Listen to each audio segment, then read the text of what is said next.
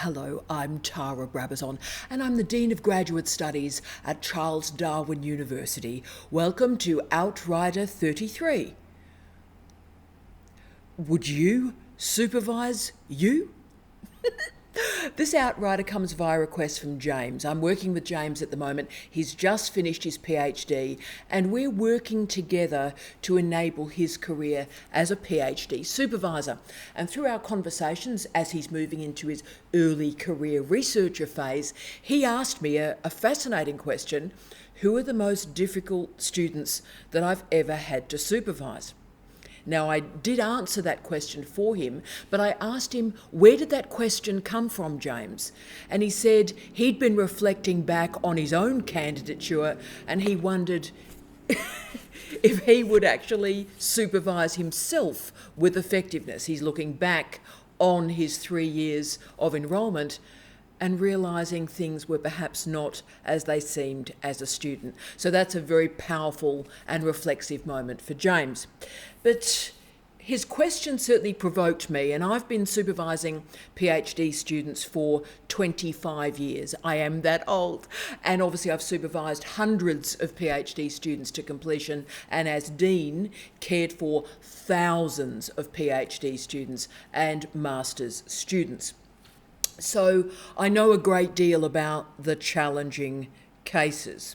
They have indeed been burned into my memory. But this personal opinion, this data set of one, is not terribly relevant. So I thought after our research in the last couple of weeks, looking at SOTL and looking at SOS, that I would take the Scholarship of Supervision on the road to answer James's question. So for this particular outrider, this is the research I did.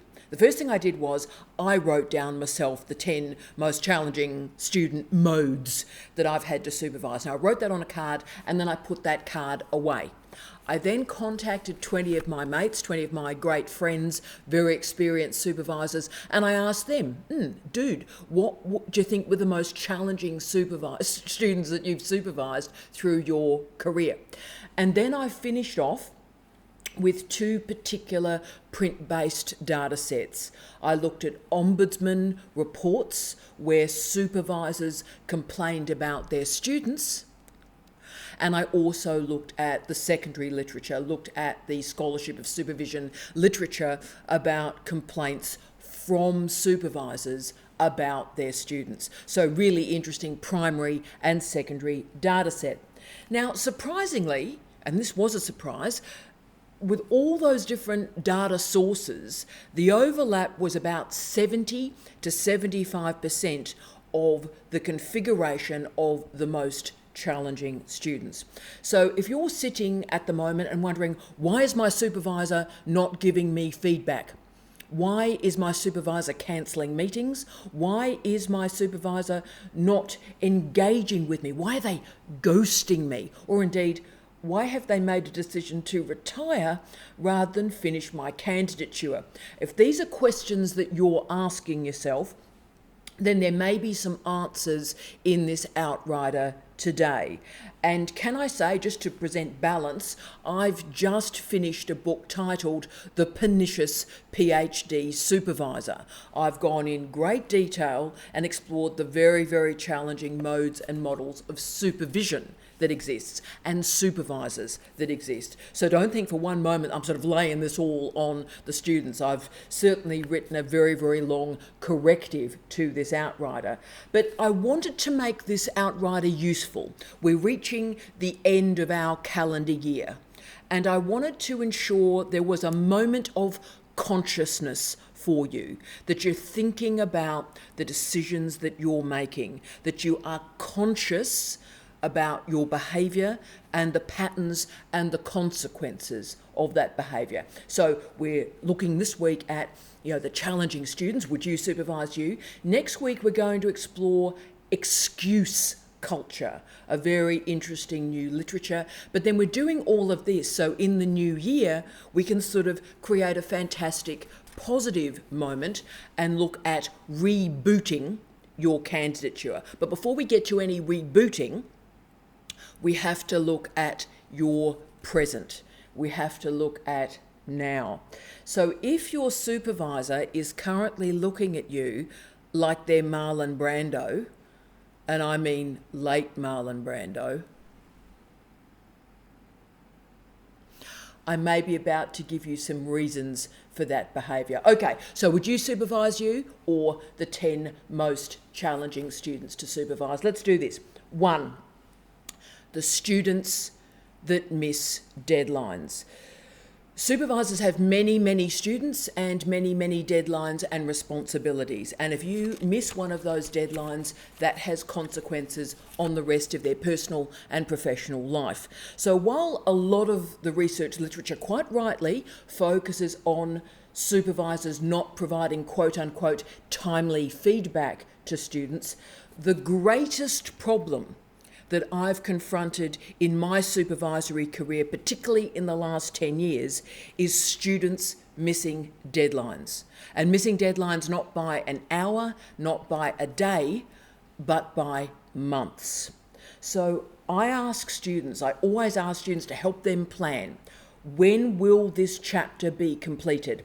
And I put that date that they have given me on my calendar, and I make sure that work exists around that particular date. So I'm aware that big job is coming, and I plan for it a month, 2 months, 3 months in advance.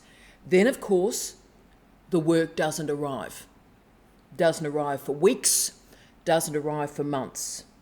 And let me give you an example of the consequences of this. So a student told me that they would be giving me the full draft of their thesis on September 15 in a particular year. Now, those of us that work in graduate education, particularly in Australia and New Zealand, the last quarter of the year is catastrophic. It is our busy period where scholarships and so forth are organised and most of our students are finishing. So therefore we need to plan carefully. So okay, I was going to get this full draft on September 15 and then I would enact my 10 cycles of drafts so the student could submit before Christmas. Brilliant, winning, we can do this. The only problem was the student didn't submit the draft on September 15, but submitted the draft on December 24, Christmas Eve. No really email, no explanation, nothing at all. Here is the draft, December 24. So I heard nothing from the student at all except sending the full draft on Christmas Eve until 6 a.m. on December 26, when she sent a public tweet asking me when I will be returning her draft to her. Now, of course, December 26, Boxing Day, but also, can I say, Jamie Quinton, my wonderful husband, Jamie Quinton's birthday. So when I got that tweet, I cancelled the day completely, poor Jamie, and sat and I read the entire draft and I returned it to the student on December 27. So I did the work and I did the remaining 9 drafts, but I was pretty angry. And all these years later, I've remained pretty angry. So when you miss a deadline, it has cascading consequences on your supervisor's life.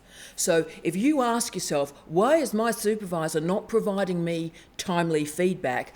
Ask yourself, is that because you did not provide a timely draft?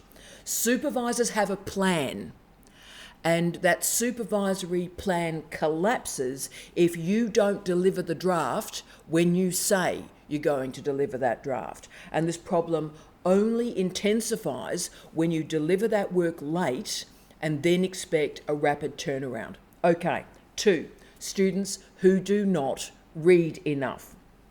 These students who don't read enough begin the program in trouble and they continue their entire candidature in trouble. They don't know what they don't know, and really they don't know what they know.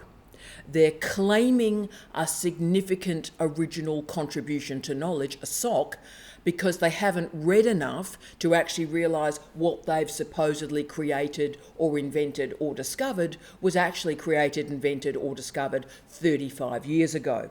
So supervisors, when we're managing students like this, have to continue to what I call salami slice the topic. We have to create a very, very, very hair thin area of expertise, tiny, tiny, tiny area of expertise, so the student can at least demonstrate some coverage of the field. The other problem occurs when students think that they're incredibly interesting and that they can, through a data set of one, that is themselves, write a thesis. And they think that their personal experience is actually knowledge. Now, the data set of one, you, that's not the foundation of a PhD. Now, it can be enlivened through standpoint theory or positionality theory, but you've got to have done the reading, which is now a huge reading on positionality or standpoint theory. So if students do not do the reading of the scope and the scale that is required, then supervisors have to plug the gaps, and they have to reduce the level of reading that they recommend to students. They have to reduce the scope and scale of the thesis. They have to reduce the generalisability. So that's when supervisors end up suggesting to students that the thesis becomes a case study. The moment that a case study is being submitted as a PhD, I know what's happened here. So these are truly frightening theses to supervise, because they end up very, very small and very, very narrow, and they're very difficult to get through examination. So supervisors cross their fingers, cross their toes, and hope that there is enough content there. So you know you're in a bit of a challenging situation when supervisors just about every week have to suggest readings to you, and that's because they're increasingly desperate and they're increasingly frightened for you. So a lack of reading manifests into an overclaiming of originality and significance. If you haven't read enough, then you think you've invented all these ideas that actually were invented when the Bee Gees were in the charts the first time. You don't know that because you haven't read enough. So your supervisor is trying to mitigate and manage your language, your generalisations, to stop you overclaiming. Now, in my fields, this is often a theoretical problem, and students use words like deconstruction or critical discourse analysis, my goodness me, where they actually have no idea what those words and terms and phrases actually mean. They mean analysis and description. So it's not deconstruction. All you're doing is a pretty basic analysis. Deconstruction is something very, very specific. So what we try and do is ask for ontological clarity. Right.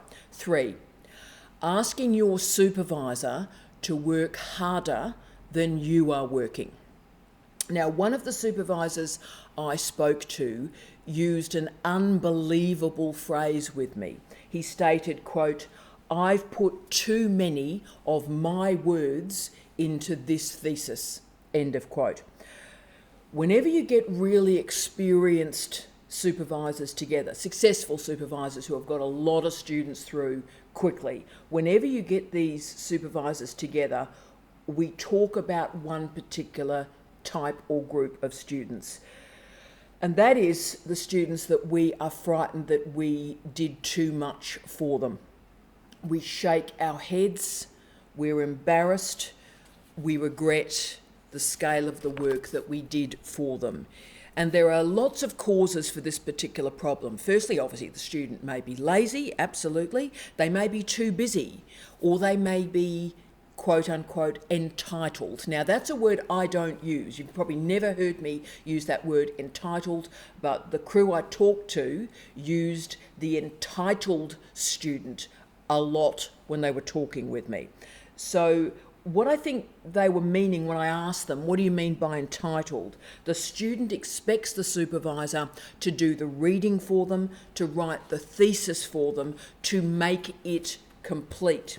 And it reaches a point where the supervisor asks, whose thesis is this?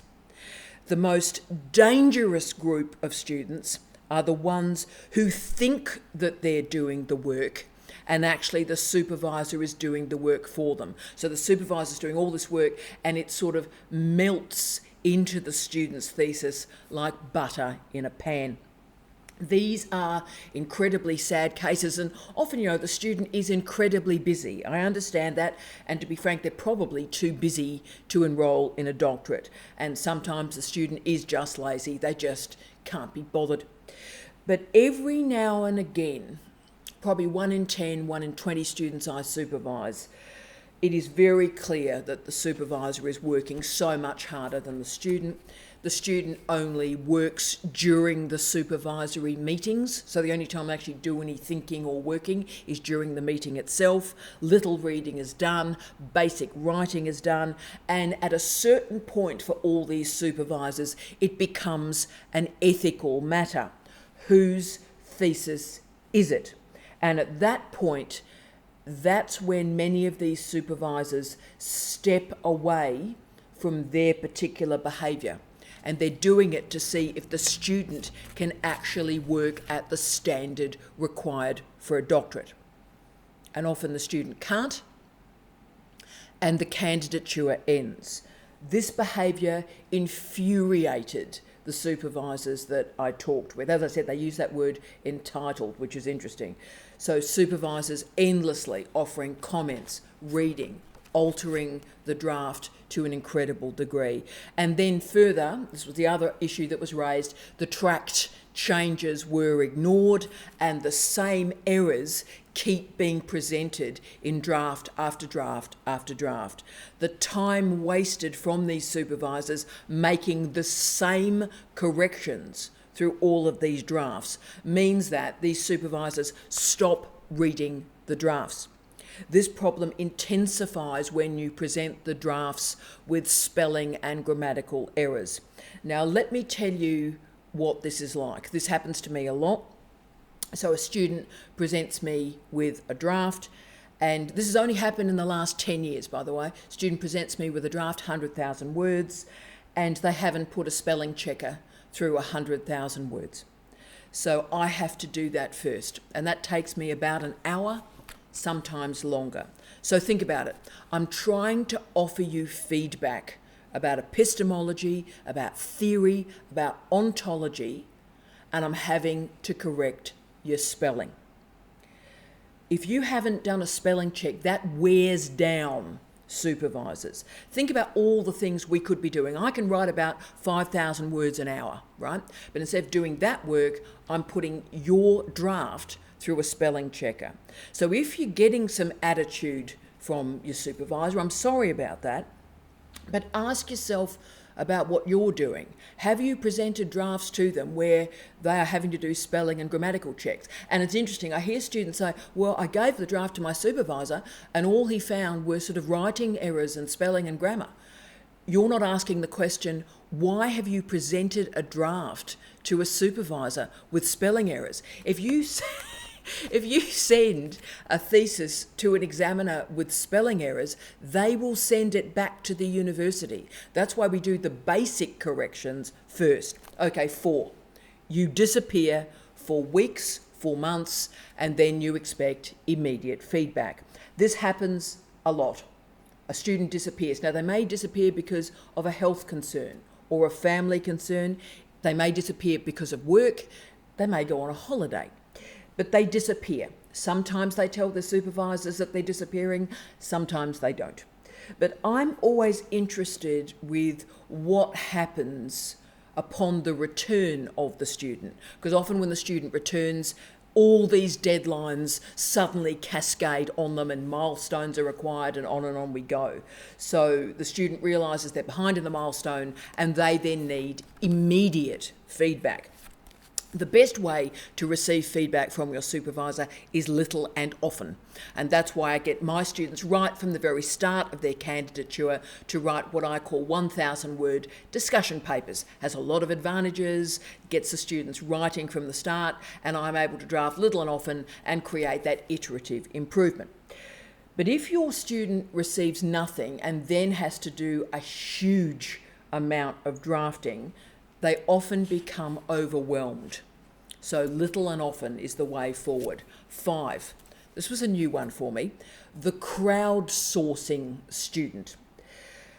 This is the student who talks with everyone, spends a lot of time in coffee shops, spends a lot of time talking with people on social media.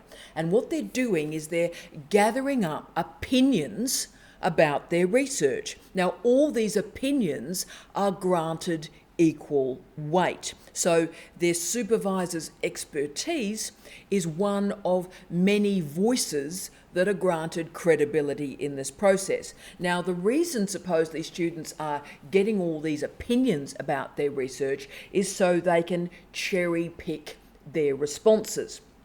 So these are the talkers rather than the readers, and they're highly underprepared. So when supervisors tell them that they need to do more work, they need more data sets, they need more stuff, that supervisory judgment is treated as an opinion, and it's ignored as they continue to talk with people who agree with them. Fascinating. 6, students that violate professional and personal boundaries. This is the group where students confuse professional guidance about a doctorate with personal intimacy. These are the students that have restraining orders against them, wait for their supervisor in car parks, park outside their home. And they want a relationship to remain after the thesis has been submitted. And I've certainly had a few of these situations through my career, men and women, can I say? And because of all of that, as you know, I now maintain absolutely rigid differentiation between my working life and my private life. Absolutely rigid. I don't have coffee with students. I don't see any students at any time outside of my office. I don't blur roles or functions in life anymore, and I haven't really for 25 years, and I've tightened it up to the point where now it's absolutely rigid, because a supervisor is a supervisor. We have our own lives. You are a professional responsibility. You are not a friend. Friendship may come later, but it will be much later. You are a professional responsibility. 7, closed-minded students. Again, this was another surprise for me, closed-minded students. And this challenging student particularly came from my colleagues in the sciences. Students assuming that they know what they're doing and they will not take advice.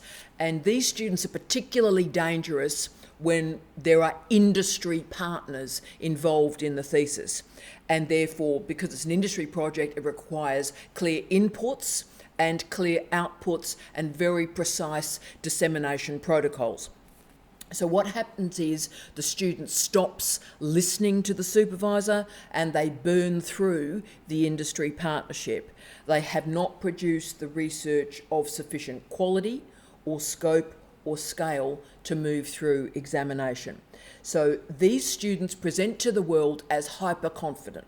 They're hyper-confident, but they are confrontational, they're oppositional, and they're also apathetic. And they don't take on any advice or commentary. Okay, let's go to 8. Students that don't want to do the work. So this is the particular group of students that are terribly interested in being a PhD student, but not prepared to do the really tough and constant work that's necessary to reach deadlines and indeed enact their milestones. One of my colleagues talked about a young guy that loved being a PhD student. He loved being a PhD student, but he spent the bulk of the first year of his candidature drinking coffee and playing frisbee. So at this point, when he had to do a milestone, it was completely humiliating for him and he left the program. 9, reactive rather than proactive students. Students want the supervisor to take responsibility for their project and endlessly suggesting literature. So this was interesting in my research. I'd never thought about this, colleagues, if I'm honest with you, that when students are, quote, wanting feedback, that's code for wanting the supervisor to do the work. Now, of course, that's not the case. You must have feedback, incredibly important. But just ask yourself what you mean by the word feedback and be very clear about that, because clearly some students use the word feedback to say, I want my supervisor to do more work on my thesis for me. So no research happens in these theses that is not suggested by the supervisor. These students, of course, may be distracted by life, and also this was particularly described as a characteristic of younger students who are looking at their colleagues, looking at their mates from school and from undergraduate years who are getting married, getting mortgages, getting on with their life, and they're wondering why they're doing the PhD. And they're not really committing to the PhD because they're endlessly thinking about what else they could be doing with their lives. So that's where we start to see the reactive student asking the supervisor, what do I need to do next? What do I need to do next? What do I need to do next? So colour by numbers, PhD, right? Won't work. 10, students with extraordinary expectations. Now, I understand and I acknowledge, and I'm so sorry that many of you are waiting days, weeks, months for feedback from your supervisors. I'm really sorry about that. But sometimes, and I think some of you know this, you might have extraordinary expectations on your supervisors. This has happened so frequently in my supervisory career that's funny, but I also blame myself. I must be doing something wrong that I particularly attract this group of students. Indeed, students on a pretty regular basis send me full drafts at 7 p.m, 8 p.m, 10 p.m, 1 a.m. in the morning for a meeting the following day. And even more sadly, really, they're horrified or disappointed and occasionally disgusted that if I've got a draft at 1 a.m. in the morning, that I haven't read it by their meeting at 10 a.m. Because as that particular student described, Tara, you get up at 1 a.m, so I thought I'd send the draft so you could look at it when you wake up. Okay. Now, supervision is not a hotel dry cleaning service that you drop off your clothes, you have a nice day shopping, and you come back and your clothes are beautifully pressed and laying on the bed. Supervision is not like that. Never, please, never, never, never give your supervisor a draft the day before you expect feedback. We don't have the flexibility to read it. We may have 20 years ago, but we don't have that flexibility now. Remember, academics now are overscheduled. Most of us do our actual work outside of the workplace because the working day is filled with meetings, right? So we have a list of tasks to complete every night. Most of you have seen me when I'm walking back to my car. These days I often have 2 trips back to the car with a box and my bag full for work I have to do overnight. And I work all weekend. I mean, seriously, all weekend. I couldn't do a job like this if I didn't work all weekend. Now, many academics are similar. This has been studied quite extensively in the United Kingdom, and academics are working 60+ hour weeks every single week. So I understand you want leisure time, and you have a right to leisure time. We can't continue this type of culture because academics are going to die. They're going to die. So I understand that you want leisure time, and that's important. But sometimes remember, your supervisor is also a human being, and maybe they want to spend time with their family, and maybe they want to do something nice like walk through the botanical gardens, look at the flowers, watch the sunrise. And the thing is, they'll be better supervisors if occasionally you let them have that weekend and let them maybe finish some of their own research and their own writing and their own work. So just for me, monitor your expectations. Are you expecting, really, even implicitly, that your supervisor will work all weekend to return that draft to you? Please remember that supervisors are human. We are people. Now, I know this has been quite a depressing outrider, I know, but it is important, I think, that at least once a year, all of us have this moment where we reflect on who we are and we reflect on our expectations of other people, and we start to exfoliate those relationships. So next week, we look at the consequences of an excuse culture, the role of excuses in a doctoral program. And then, of course, we hit the much more positive reboot, the rebooting of your thesis after that for the new year. But let's this week have a think about how you use time and your expectations about how other people use their time. And we start to come to our supervisory spaces with motivation and kindness and compassion. I wish you love, light, and peace. Tea out.